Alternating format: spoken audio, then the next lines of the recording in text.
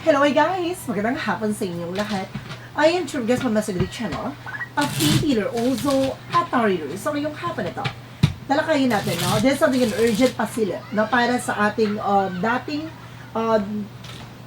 DPWH Yusek na si Catalina Cabral. Ano man yung mga bagay na makahagilap natin, ano man yung mga bagay na masasagot natin sa energy niya. Ano man yung mga bagay na maaaring magbigay gabay, no? Tungo sa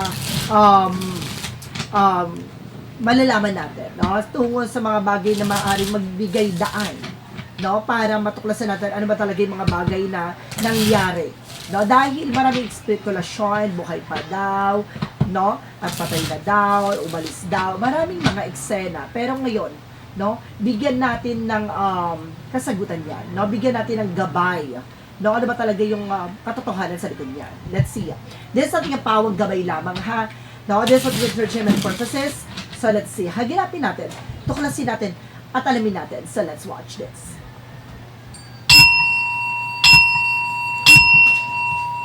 Angel Spirit, please give me an information po. Ano kaya gusto sabihin ng ating mga gabay? Okay, so there's a Page of Pentacles.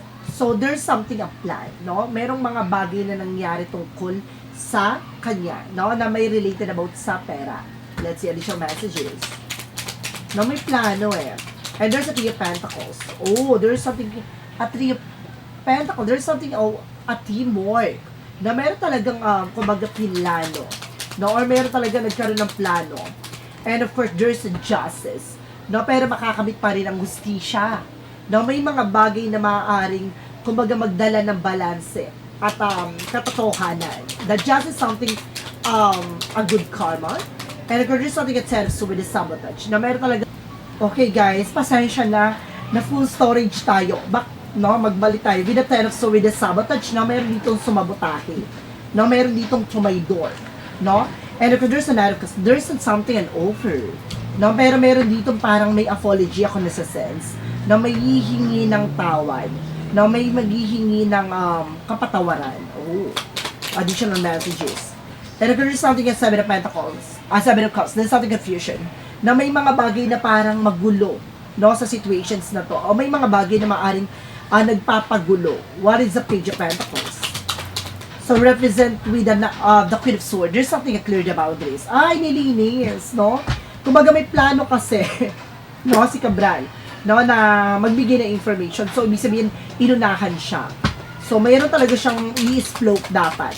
And there's a Four of Wands. So, something, pauwi na siya. There's something homecoming.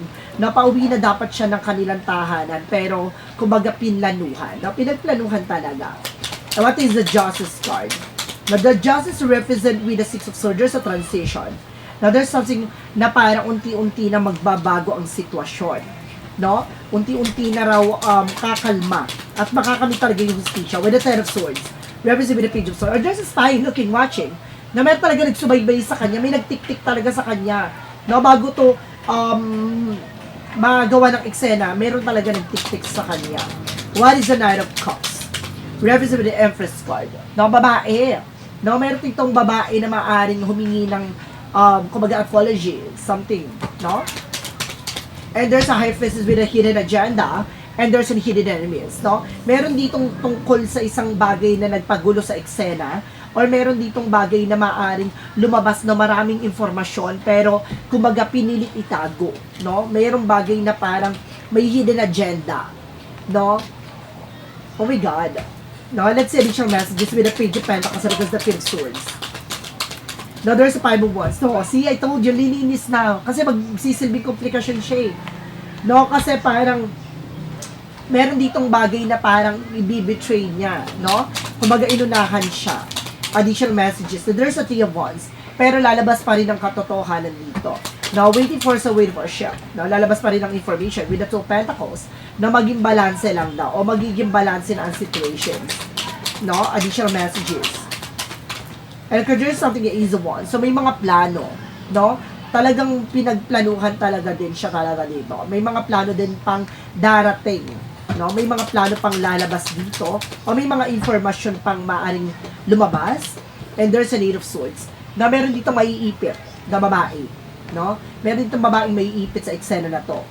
No, may offer sa kanya tong babae na to na para huwag ilantad, no, wag magsabi ng gato ganyan. Pero ang nangyari, no, kumbaga gumawa sila ng actions para hindi na magtuloy-tuloy. At the same time, itong babae na to, may ipit na to, lalabas na to sa issue, no? And there's an innovation. So there is something information. Ay, nakapag-message siya o meron siyang sinabihan o may iniwanan talaga siyang information. No, kasi parang nararamdaman niya na may hidden agenda sa kanya. What is the outcome? There's an advance. So, meron talaga nagmatsyag at nagsubaybay. May nakakita, no? Meron ditong nakakita or meron ditong nakakaalam. May witness talaga. And there's a Four Pentacles, no? Meron dito kasi kaya ito ginawa kasi para merong ingatan. No? Merong pinag-iingatan dito. Or kumbaga iniingatan. And of course, there's something, the Fool card. No, there's something, a leap of faith. No, talaga pinapakita dito na magkakaroon ng bagong eksena at bagong simula. There's a new beginning na pagdating sa hustisya. And there's the world. No, meron talagang tungkol sa international with the world o meron ditong tungkol sa ibang bansa. No, kumbaga meron ditong kumbaga sumabot tayo at may door sa kanya, there's a spine looking, watching. May plano no, na maumalis ng bansa pero hindi natuloy o maaring nakaalis ng bansa, ganon. Additional messages. So there's another ones for slow and steady. No, unti-unti na. No, unti-unti nang lalantad tong babae na to. Kung sino tong tao na may ipit dito. May ano to, may chance din to na makulong ha. With a page of Cups, may intuitions, no? Meron ditong kumbaga hinihinalaan na. No, meron ng pinagsususpetsahan kung sino tong tao na to. No, ang related dito. There's something a part of the Wheel of Fortune with the turning back, no? Talagang there's a destiny to happen.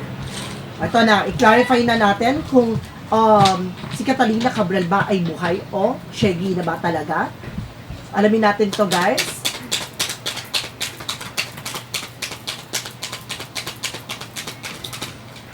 Okay. Ay, so there, okay. Shaggy na talaga siya with a higher five. Now, there's something education, there's something religious with a judgment. May paalala lang dito, no? Na parang pinapakita na kumbaga kailangan niya ng sapat na dasal. No, kumbaga nanghihingi ng dasal. No, with the Ace of Pentacles. May tungkol talaga about sa pera eh. No, may tungkol sa pera dito na maaaring maungkat. At meron din dito maiipit. No, may maiipit daw dito na mag-asawa. There's the lovers. No, mayroong mag-asawa dito na maiipit. At mag-asawa na to maaaring isusunod nila. No? I feel, di ba nasa nakaraan din to, lumabas din to, there's the lovers. Binapaalalahanan dito with the judgment. No? Parang nakaplano na to na may tungkol about sa corruption with the Ace of Pentacles. Malaking pera kasi malaking involved So, meron dito maiipit na dalawang babae, dalawang mag-asawa na to. Sila ang isusunod na eksena. Mag-ingat po ha. No, I feel something kasi ito mag-asawa nito kaya mag-ingat na, i-secure na sila. No, at maaaring kailangan nila mag-float na agad-agad dahil sila na pala ang susunod na eksena. Additional messages. Ano naman yung mga bagay na mahahagilap pa natin sa ating dating music DPWH. Now, this is the King of Swords. There's a stop the pattern. Now, may lalaki ditong puputulin ng eksena. No? Kumbaga, inano kagad No, talagang kumbaga, alam na masasaktan siya, alam na may ipit siya, kumbaga, pinutol niya na. And this is on the Emperor. See, related about sa dating president. This is something of Emperor, something boss. May boss talaga dito. And there's a the Moon card with a revelation. Na may tungkol sa revelasyon. May mga bagay na marireveal talaga. No?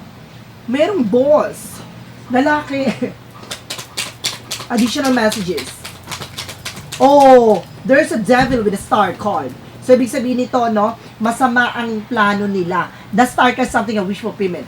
The devil card something a devil. So, mayroong hinihiling or may plano silang gawin na masama. No? Meron talaga masamang plano dito tungkol sa eksena. So, may mga bagay dito na napapaloob dito tungkol sa kanya na pinagplanuhan talaga siya, ganon. At the same time, hindi lang siya. Meron pang susunod na eksena daw. Alright. Additional messages tayo. No, makakamit ba ni Catalina Cabral ang hustisya? At the same time, magiging maayos na ba? Ang makuklose na ba itong issue na to? So, there's a death card. Matatapos na. Talagang there's a death card with an ending. No, talaga na shaggy talaga siya. No, there's the King of Cups. No, mayroon kasi etong babae na to, no? Kaya matatapos to kasi yung babae na to ay maaaring kumbaga balantad na. There's a sabi once, may protector, meron dito po protekta yung babae daw. No, malalantad na tong babae na to. No, magaling siya maglaro in fairness And there's the Knight of Cups. No, there's something a wish fulfillment. May bagay siyang gustong mangyari. No? Kumaga, oh my God, I feel something na bago siya masyegi daw. No, ito si Catalina Cabral. No, meron siyang bagay na gustong gawin. No? At itong bagay na to ay naproteksyonan niya naman. So, ibig sabihin dito, may information siyang nailabas, nailantad. At the same time, meron siyang, kumbaga, documents or papers na magpapatunay na kung sino talaga yung pinakapunot dulo nito na korupsyon. Additional messages. Excuse me, guys. One more messages pa tayo. Now, there's a Five of Pentacles. No? Mayroon talagang disappointment. Talagang nagkaroon siya ng disappointment dito. Parang, kumbaga may pinagsisihan din siya tungkol sa nangyari financial loss o financial crisis. Naipit siya eh. No? Kumbaga, naging malakas ang loob niya. No? Naging matapang siya dito. Pero ang nangyari, yun, kumbaga, nalaman na ganun yung magiging eksena, so inunahan siya. Additional messages with the King of Cups. No? And there's something at King of Cups and because the Nine of Pentacles. May lalaki dito na parang, kumbaga, binigyan ng pera. No? May lalaki dito binigyan ng pera na para hindi magsalita. No? Let's see, additional messages tayo. With a shadow work represent what? Medyo maano lang to ha. Medyo maiksi lang tong reading natin sa kanya. Kasi ano lang to, extended lang to eh. Kasi request lang to ng mga viewers. And there's something addictions. Ay, there's an healing. So, meron talaga tungkol sa isang bagay, no? Meron pa ditong babae na, kumbaga, greedy daw, no? Sa power. No? Kumbaga, mag-heal na raw to. Ibig sabihin dito, kumbaga, unti-unti ng, kumbaga, hihilom, no? Ang tungkol sa issue na to. What is the clarifying for a life situation? And there's something with a heart desire. So, may mga bagay dito na parang, kumbaga sinunod niya yung nararamdaman niya eh. O may mga bagay na gusto siyang gawin, no? Marami pa siyang bagay na gusto pang mangyari. From what lies beneath, we hear future. Ay! Related din siya sa drugs. Oh my God. Kaya pala may addictions eh. And there's a doing drugs. Na may related pala din siya dun sa ano, no? Sa drug issues. So guys ha, there's something pawang gabay lamang ha. Huwag nyo kayo na-artihan dyan. No, lumabas lang sa baraha natin. So yun lang mga aking sinasabi. No? So there's something na parang kailangan mas, meron dito kasi malalaman tungkol sa drugs din. No? Na related sa kanya. God, spicy. So guys, once again, there's something urgent pasilip na para sa ating dating DPWH na Yusek Catalina Cabral. No? Maraming salamat po. So once again, this reading is something pawang gabay. At the same time, don't forget to like and subscribe my channel. And enjoy po siya ba for more videos update. Darkus, maraming salamat po sa mga walang sawang pagsuporta sa aking channel.